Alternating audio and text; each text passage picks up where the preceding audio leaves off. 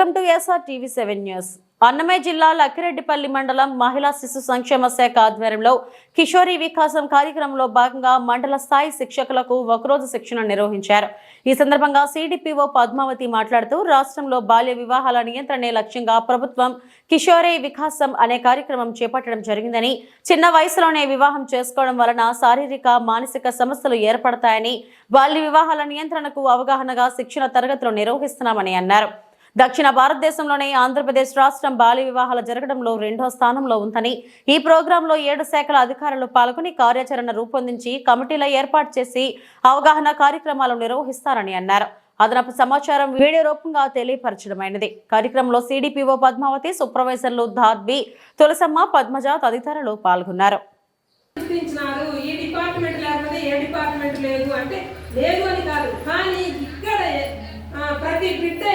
ప్రతి బిడ్డ ఆరోగ్యవంతంగా లేకపోతే లేదా వికలాంగుడు అయిపోతే లక్కిరెడ్డిపల్లి మండలము అంగన్వాడీ కార్యకర్తలకు ఒకరోజు శిక్షణ కార్యక్రమము కిషోరి వికాసంపై జరపడం జరిగింది.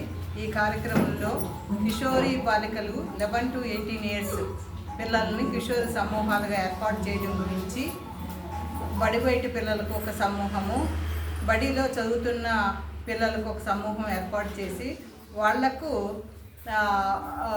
ఎటువంటి ఆబ్జెక్టివ్స్ అందియాలి, పోషణ పరంగా ఏ విధంగా ఇవ్వాలి, వాళ్ళకి రక్షణ ఎలా సమకూర్చాలి, డ్రాప్అవుట్ శాతాన్ని ఎలా తగ్గించాలి, రక్తహీనత వాళ్ళలో రక్తహీనత తగ్గించే కార్యక్రమము, ప్రొటెక్షన్ వాళ్ళ యొక్క ప్రొటెక్షన్ సంబంధించి ఎటువంటి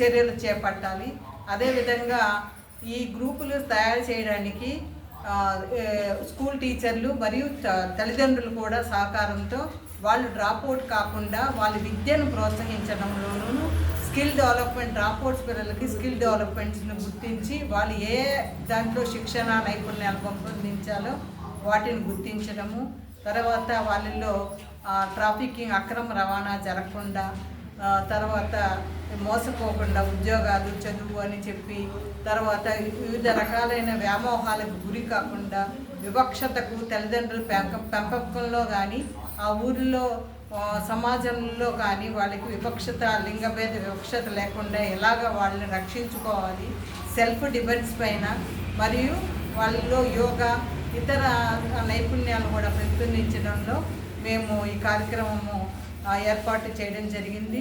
ఈ కార్యకర్తలు ఈ 1 day శిక్షణ తర్వాత వారి వారి అంగన్వాడీ కేంద్రాలకు వెళ్ళి గ్రామంలో ఉండే కిషోరి బాలికలను గుర్తించి సమూహాలుగా చేసి వారికి ప్రతి వారము ఏదో ఒక అంశం పైన వాళ్ళని ఎడ్యుకేట్ చేసి వాళ్ళని స్ట్రెంగ్తన్ చేసి భావితరాల్లో ఎవరు కూడా డ్రాప్అవుట్ కాకుండా కనీసం 18 సంవత్సరాలు చదివేటట్టు, తర్వాత 18 సంవత్సరాలు నిండిన తర్వాతనే వివాహం చేసుకునేటట్టు అవగాహన కార్యక్రమాలు చేపట్టి మన ఆంధ్రప్రదేశ్ 6వ స్థానం నుంచి డ్రాప్అవుట్ చిల్డ్రన్ లేకుండా బాల్య వివాహ రహిత లక్కిరెడ్డిపల్లి మండలంగా తీర్చిదిద్దాలని ఈ కార్యక్రమాన్ని ఏర్పాటు చేయడం జరిగింది. ఇప్పుడు ఇంతవరకు ఎప్పుడైనా ఈ బాల్య వివాహాలను మీరు అరికట్టారా? ఏమన్నా ఆపగలిగారా? చాలా వరకు బాల్య వివాహాలు మా దృష్టికి వచ్చినంత వరకు మేము ప్రతిసారి కానీ ఐసిడిఎస్ వాళ్ళే, ఉమెన్ చైల్డ్ వెల్ఫేర్ వాళ్ళే వెళ్ళి అవి అరికట్టాలనే అపోహ అయితే ఇతర డిపార్ట్మెంట్ల అందరిలోనూ ఉంది. కానీ డ్రాప్అవుట్ జరిగిన వెంటనే స్కూల్లో హెచ్ఎం కానీ అక్కడ టీచర్ కానీ ఫలానా తేదీ నుంచి అమ్మాయి లాంగ్ ఆబ్సెన్స్లో ఉంది కాబట్టి ఆ విషయాన్ని మా అందరికీ తెలియజేస్తే ముందుగానే ఎందుకనే ఆమె డ్రాప్అవుట్ అవుతుంది, ఎందుకు బడికి రాలేదు, ఏమి జరుగుతుందని మేము ముందుగా తెలుసుకోవడానికి వీలవుతుంది. రేపు పెళ్ళి, రాత్రి పెళ్ళి అనగానే మాకు సమాచారం వస్తుంది. ఆ స్టేజ్లో మాకు ఆపడం చాలా కష్టతరం అవుతుంది.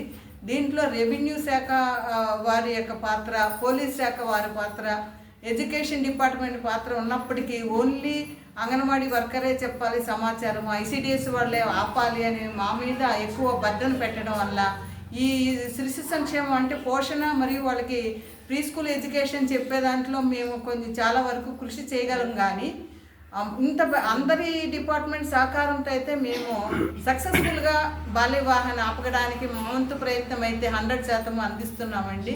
కాబట్టి అన్ని శాఖలు సమన్వయత అయితే ఆపగలుగుతాం. కరెక్టే, మరి మీరు చెప్పేది బాగానే ఉంది. కానీ కాకపోతే ప్రతి చోట కూడా దీనికి సంబంధించిన ఓన్లీ వైసీజీ సంబంధమే వాళ్ళే ఆపగలగాలి అంటున్నారు. అది ఎంతవరకు నిజం? అది అయితే అవాస్తవం అండి. ఇప్పుడు మాకు ఎటువంటి పవర్స్ ఉండవు అనమాట. ఇప్పుడు పోలీస్ శాఖను చూస్తే భయపడతారు ప్రజలు, రెవెన్యూ అధికారిని చూస్తే భయపడతారు. ఓన్లీ ఐసీడీఎస్ నువ్వు ఏందమ్మా నువ్వు ఫుడ్ పెట్టకపోతే పోనీ కానీ నీ వల్ల మేమేం లబ్ధి పొందుతున్నాము, నువ్వు ఇచ్చే తక్కువ నాణ్యత కలిగిన ఫుడ్ మాకు అవసరమా అని మమ్మల్ని చాలా వరకు చాలా కించపరిచి అసలు కేర్ చేయట్లేదు. కాకపోతే మేము అవగాహన అయితే కలిగిస్తున్నాం, కానీ వాళ్ళలో భయము, గ్రామంలో అంటే భయము అంటే ఇది తప్పు, దీన్ని చేస్తే శిక్ష అమలు అవుతుంది, మేమంతా అందరి బాధ్యత ఉందని చెప్పి ప్రతి డిపార్ట్మెంట్ వాళ్ళు ముందుకు వస్తే తప్ప ఇది సక్సెస్ఫుల్గా ఆపలేము. మా ఎదురుగుండా ఏదో కలెక్టర్ గారు చెప్పారు కాబట్టి మెసేజ్ వచ్చింది కాబట్టి మా ఆపుతున్నామని అబద్ధం చెప్పి కూడా బయటికి వెళ్ళేసి వాళ్ళందరూ మళ్ళీ తిరిగి పెళ్లి చేసేసుకుంటారు. ఆ విషయాన్ని కూడా మాకు తెలియజేయట్లేదు. దానికి పొలిటికల్ సపోర్ట్ కూడా చాలామంది చేయటం వల్ల కూడా మేము చాలా వరకు ఆపలేకపోతున్నాము.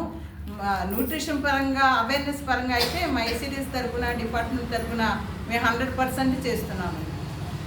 కేవలం హెల్త్ పరంగా మరి బాల్య వివాహాలపైన మీరు అవగాహన కల్పిస్తున్నారు. సమాజంలో ఎక్కువగా కులమత భేదాలు అనేటువంటివి ఎక్కువ ఉన్నాయి, దానిపైన కూడా మీరు అవగాహన ఇవ్వచ్చు కదా. కులమత భేదాల గురించి అంతవరకు చెప్పటం లేదండి ఇప్పటి వరకు. మేమైతే ఈ వివక్షత అయితే మా అంగన్వాడీ కేంద్రంలో చూపం. అందరు పిల్లల్ని కలిసే కూర్చోబెడతారు, అన్ని రకాల కులాల వారిని. అందరూ సామూహిక పంక్తి భోజనమే చేస్తారు. అందరూ ఒకటే రకమైన ప్లేట్లు, మేము అందించిన ప్లేట్లు గ్లాసుల్లోనే తాగుతారు. ఇలాగా 2 గ్లాసుల పద్ధతి కానీ 2 ప్లేట్ల పద్ధతి కానీ వాళ్ళకి ఎక్కువగా పెట్టడం, వీళ్ళు తక్కువగా చూడటం, దూరంగా కూర్చోబెట్టడం అయితే చేయటం లేదు మా అంగన్వాడీ కార్యకర్తలు కానీ డిపార్ట్మెంట్ వాళ్ళు కానీ.